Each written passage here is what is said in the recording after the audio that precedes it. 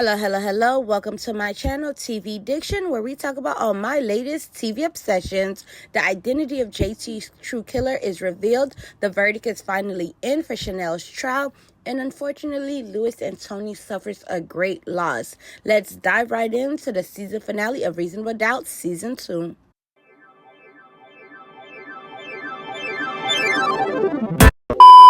The episode picks up with Jax confronting Chanel and telling her that she knows that she didn't kill JT. And y'all, I was right.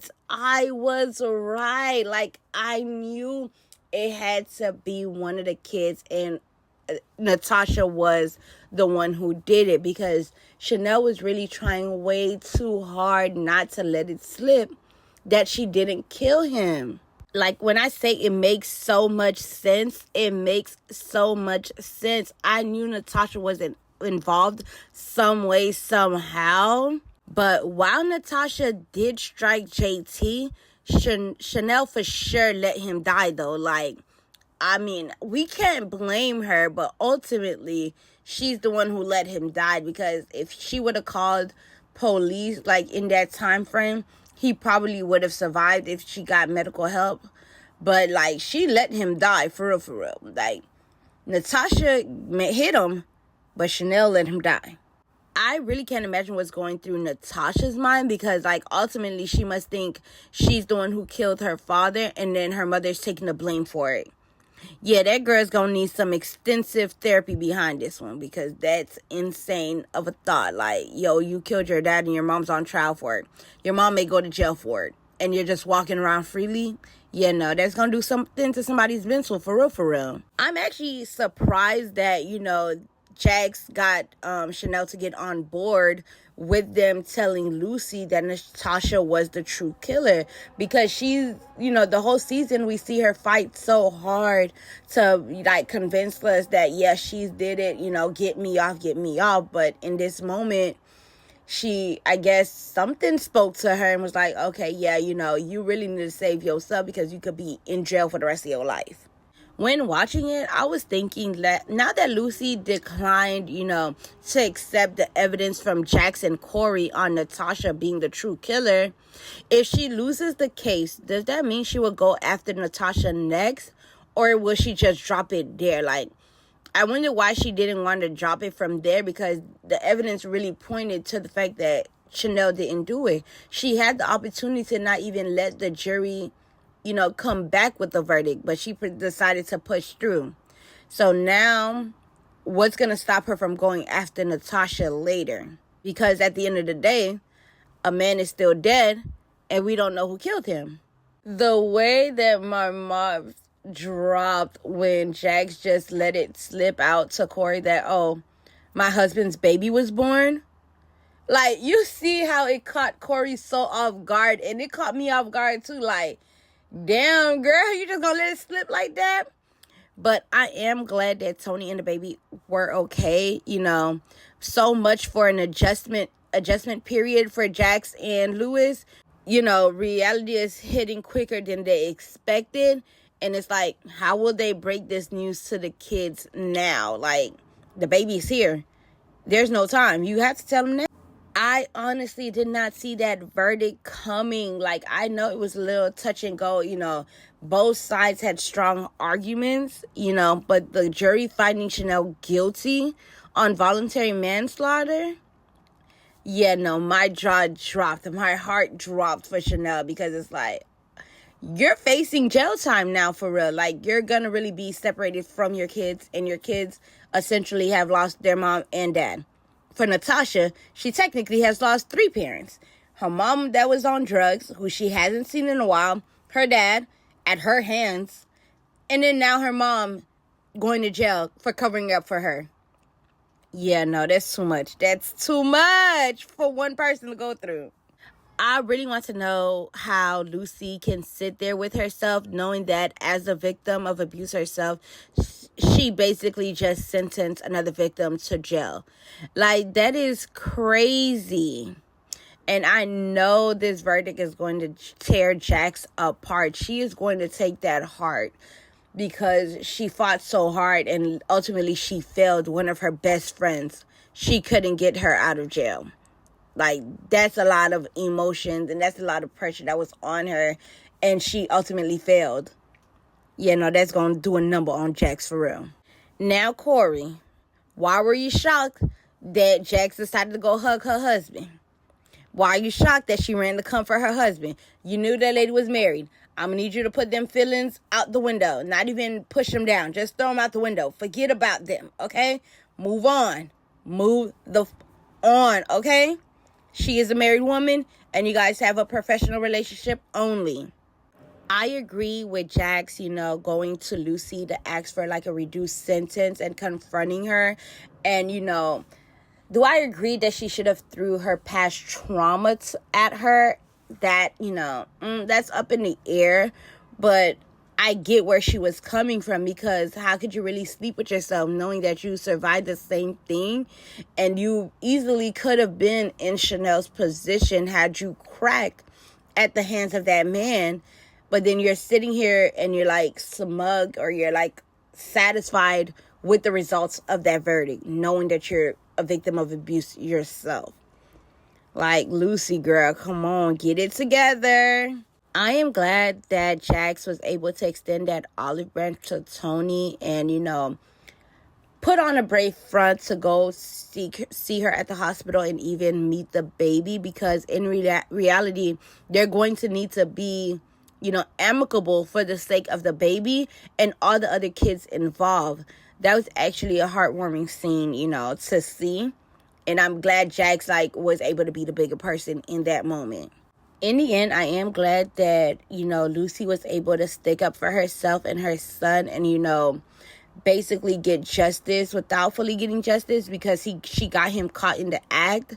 It may not be the past abuse, but she got him caught in something, because she deserved that peace, and he does not deserve to be out on the street and not have access to 50-50 custody of her son, But like the police says, luckily she knows the right people. And I really hope that struck a chord in her. And, and she really thinks about what Jax asked her to do in recommending a lighter sentence. Because, yeah, you knew the right people. You knew the right way to get this set up so that he could go to jail. Chanel did not have that choice. She didn't have that option. So, yeah, I really hope that stuck to her. I can't even be mad at Sally's husband still holding, the fact that she put up the house for Chanel's bail up against her. Like, he has every right to be upset, because what she did was really wrong. Like, she put up her house after he said no. And then they lost the house because ultimately Chanel ran. I get it that she wanted to keep, Chanel's secret and hold Chanel's trust about Natasha. But she could have easily, told him things, told him without telling him, really tell him why she's going so hard to protect her cousin. But no, she didn't. And now she got to sit with that, Hopefully they are able to go to couples counseling and, work things out. But things ain't looking good on that front, for real. The prosecutor recommending 11 years. That's a crazy sentence for knowing that she was acting in self-defense. That is crazy. But it looks like Lucy did the right thing after all. And, Chanel getting credit for time served and a suspended sentence with a 5-year probation, 1-year psychological counseling, and only 52 weeks of community service. That really could have only happened with Lucy talking to the judge.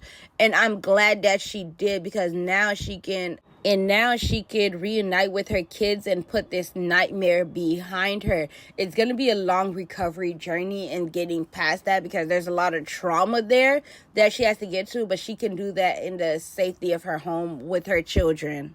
I agree with Chanel for turning down the proposal. She needs to focus on herself and her kids in this moment. And you know what? I am so glad that Adrian was so accepting of it and he didn't get upset, and that's how he really cares for her. He's like, he'll wait, or he'll see her on the other side. But it's like, that man really loved that woman. And I'm glad that, she had someone like that, while dealing with freaking abusive behind JT. She had someone who truly loved her, and that's what Adrian did. And he loves her enough to walk away. And that's big on his part for me, like really big. Shout out to you, Adrian. Oh my God, my heart broke for Tony and Lewis finding that the baby passed. Like, oh my God, I know it wasn't the best ideal situation to bring a kid in because it was such a messy situation. But the baby passing, like, heartbreaking. My heart goes out to Lewis and Tony, but it especially goes out to Tony because Lewis has Jax to lean on and to help navigate, himself through this grief. But in the end, Tony is left alone to deal with those broken pieces all by herself. Like, my heart, like, really in that moment goes out to Tony for real, yo. I'm with Chanel. Chanel should have been kicked Mavis out for the minute she saw her, like, nah, get out my house. But the nerve of her to say that they're still family. No, Chanel's right. You are those kids' grandmother, but you are no family to me. And you will never be. And you lucky she still give you access to them kids, honestly. Because if it was me, no ma'am, you're not coming close to my kids with a 10-foot pole. No ma'am. Yeah, like really my heart aches for Tony in this moment to have to deal with this all alone, and then, looking for Lewis for some type of solace and comfort and then or help within these decisions and him pulling out. Like, I really can't imagine. Like, that is so sad. And in that moment, like, I wanted to hug Tony. Like, shoot me, I really wanted to hug her. I know she was a side piece. I know she was a side chick, whatever it was. But in that moment, as a woman, I really just wanted to hug her and, be like, girl, it's going to be all right. You going to make it. Corey, I like this. I like you and Dr. Brandy Michaels. Continue that flirting, See where that goes, because Jax is a married woman and off limits. So go ahead and let's go explore that area. Explore that avenue with Dr. Michaels. We don't know where that could take us. All right, now, Spencer did kill his little performance or whatever. But, Naima is definitely feeling some type of way. Like, we could see Naima feeling some type of way a mile away, okay? Like, anybody could see that she clearly was feeling a way about her parents' relationship to Spencer versus their relationship to her, and the attention that she feels she don't have. But I am glad that Lewis was able to give her a little reassurance in that moment, to like bring her back and be like, yeah, no, we think about you, we care about you a lot. I actually think about you all the time. I think she really needed that in that moment, and hopefully, the seasons come, we see that Naima gets the attention and, love from the two that she's looking for. I'm not gonna lie, the little montage of seeing how, everything played out with everybody had me shed a few tears, okay? Seeing that Dr. Michaels and Corey, started their little relationship, started going on a little date, and, seeing how everybody's moving on with things in life, that really did make me cry, y'all. That was a cute moment. I liked it. Now, why would Tony be suing Jax and Lewis? Like, on what grounds? But I'm not even going to go in on her too much about that because I know it's an emotional response. That lady is going through a lot. She just lost her baby. And she's dealing with that all alone. And like I said before, she's dealing with those broken pieces all by herself. So that's an emotional response. Like, we would have to see what happens next on that front. But I really am not going to go in on her too much for, drawing up a lawsuit. Because, yeah, she's going through a lot. And we're extending her grace in this moment, okay? But down in the comments, let me know what your thoughts on the season finale or your overall thoughts on the season in general. But until next time, thank you for watching.